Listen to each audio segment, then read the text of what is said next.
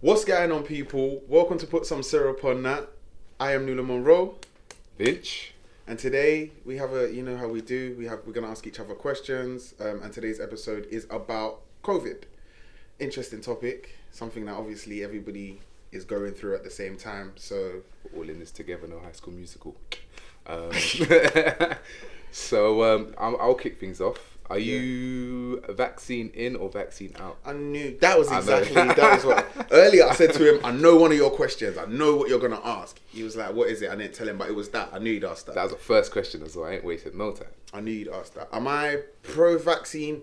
You mean, when you say that, do you mean the COVID vaccine specifically, or do you mean vaccines overall? COVID vaccine in particular. I mean, I'm not against it. No, I don't know. I'm pro-vaccine, isn't it? So I think vaccines do help society. I think vaccines have done great within our societies in helping us to eradicate other diseases that have come and so on and so forth. Obviously, this is brand new, innit? So, like my man said, I'm gonna watch you, man. You get me? And then, like the Jamaican brother said, "But I'm gonna watch you, man, and then I'll see." I'm not in a rush to take it myself. I'm not saying I won't. I'm just not in a rush. So you will take it? Possibly, but I haven't. Not right now, though. Well, maybe one day. One of these days, but I have to. Yeah, one day, but not for now. Because I don't know how it affects man and all these things. And there are certain things that man's trying to. I don't know, man. Yeah, because I'm hearing stories about infertility and all of that jazz. That's the kind of I just stuff. don't know the ins and outs, the blood clots, everything. Man, I don't even know that. Yeah. I'm gonna be honest. Now you brought it up. Sorry to cut you, and then I'll. Nah, that's cool, B.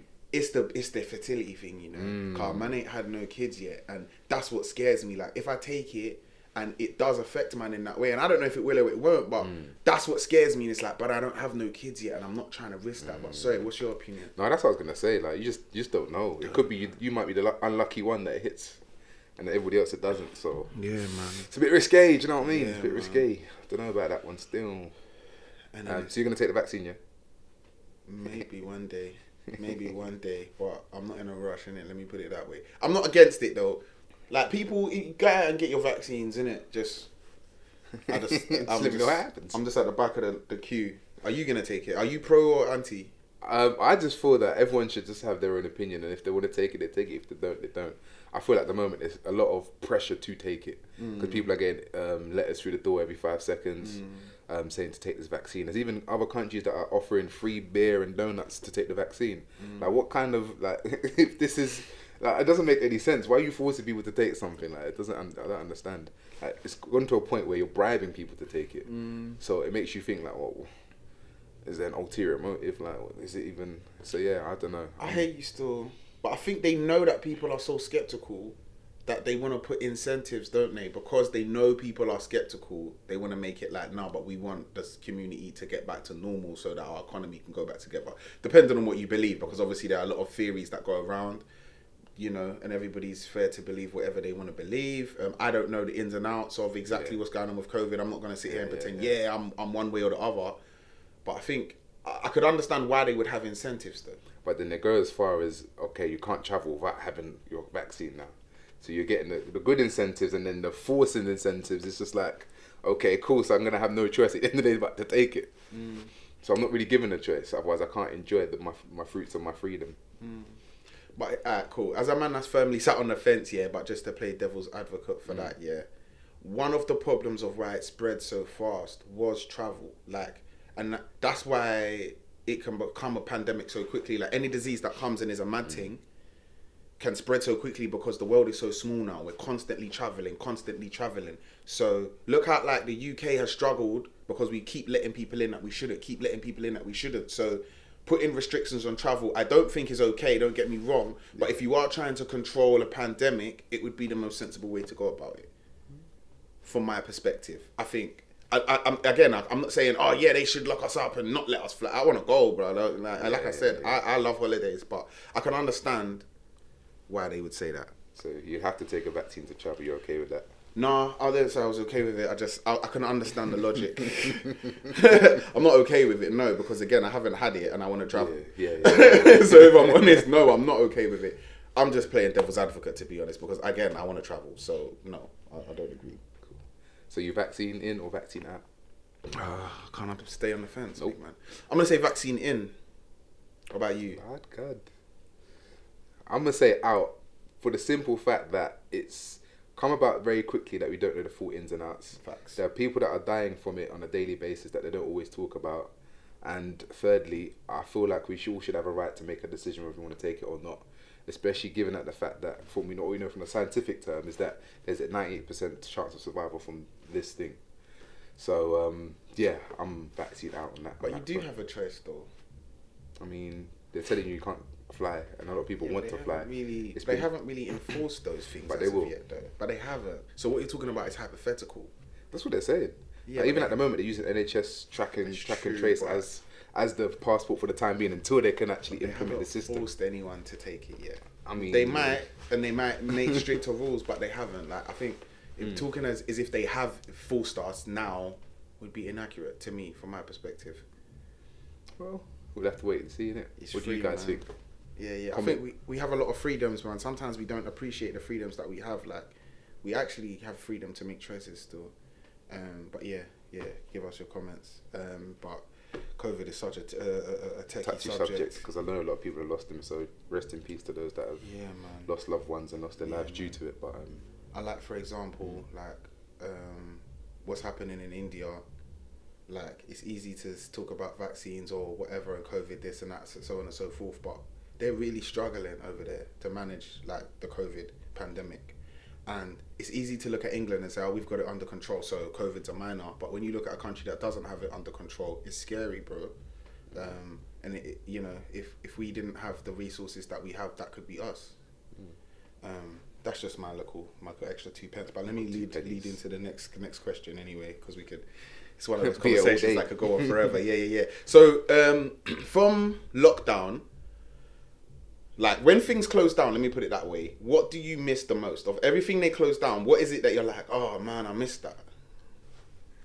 thing is, I think I'm gonna say clubbing. You know, You were, to be honest. just going out and just being able to shake a leg and have a 2-2 drink and just not having a care in the world and speak to random people on a night out in the smoking area and shit. Excuse my French. Yeah, just the freedom to have to do that. I think that's what I miss the most, because right now we're still being able to go restaurants and stuff and bars, but it's not the same. On and off. Yeah, it's not the same. But yeah, I say I miss that part of it. What about you, young sir? It's a mad answer still, but the cinemas, man. They're back though.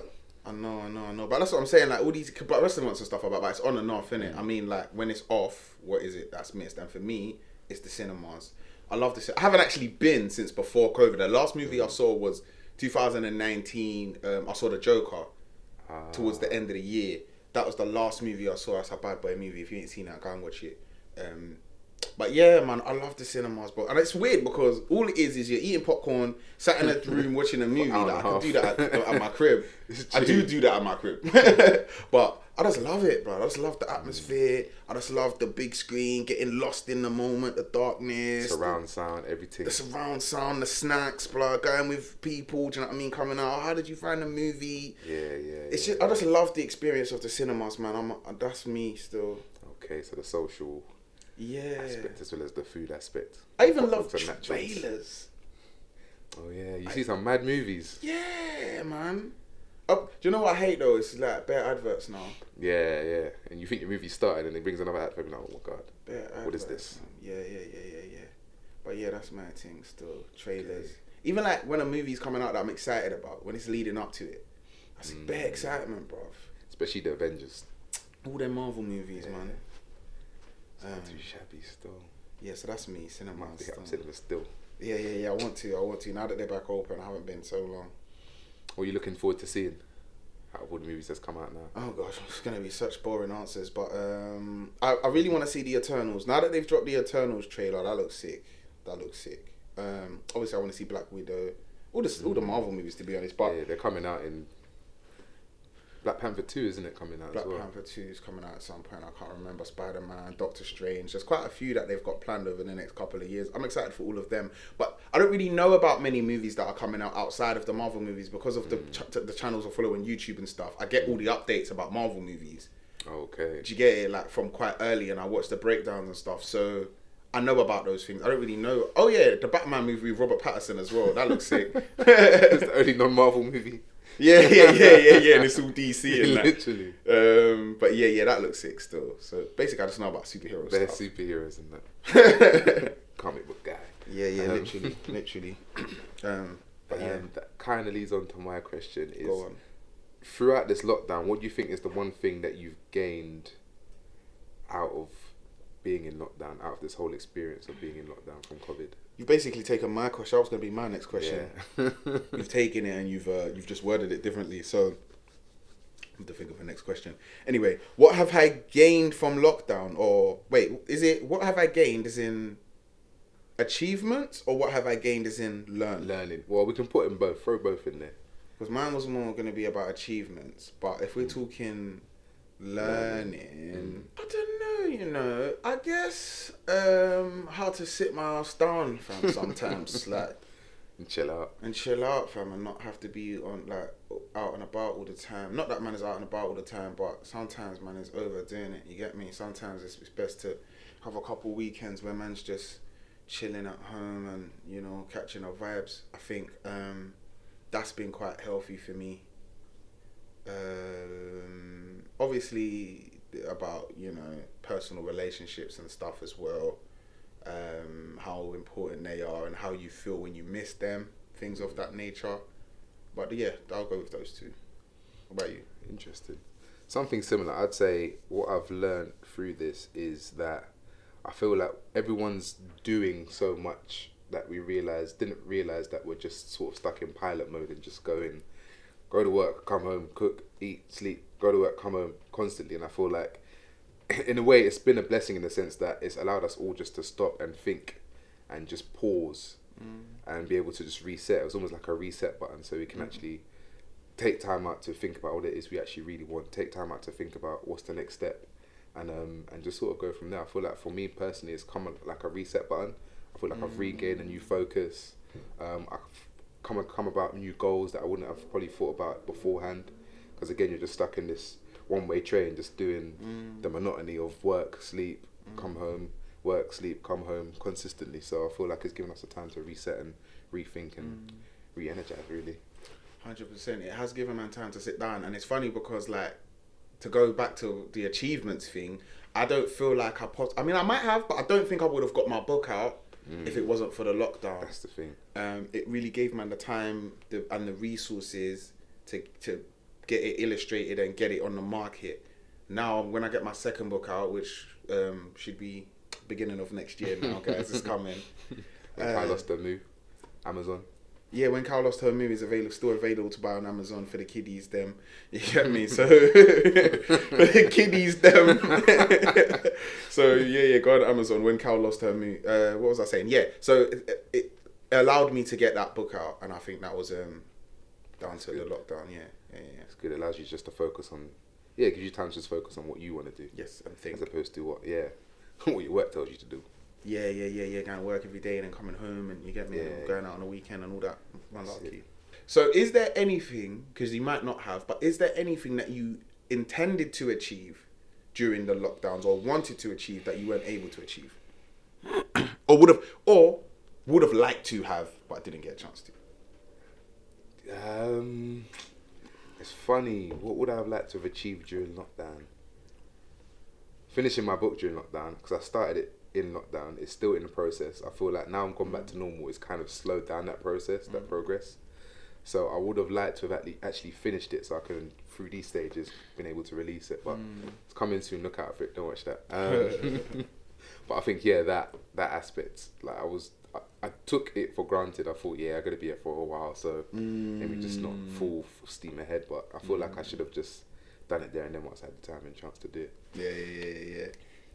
Do you know what? It's funny because somebody else I was talking to recently, he was saying, I'm going to write a book or whatever. He was telling me the concept of his book. And I was saying to him, I think people underestimate, bear in mind I wrote a kid's book, so it's a lot easier, somewhat. I say easier, I use that term very loosely. But I think people